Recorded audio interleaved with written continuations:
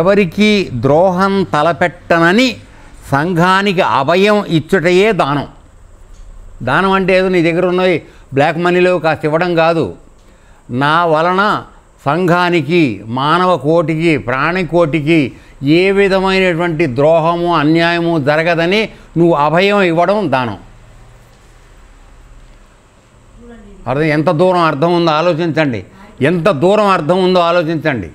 ఇప్పటికే దొంగ మాటలు మాట్లాడితే సుఖం ఏంటి?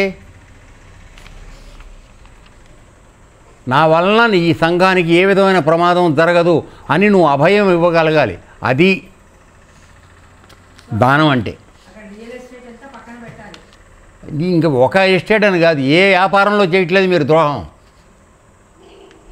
తోటి మానవులకు ద్రోహం చేస్తున్నారు, తోటి జంతువులకు ద్రోహం చేస్తున్నారు, తోటి సంఘానికి ద్రోహం చేస్తున్నారు.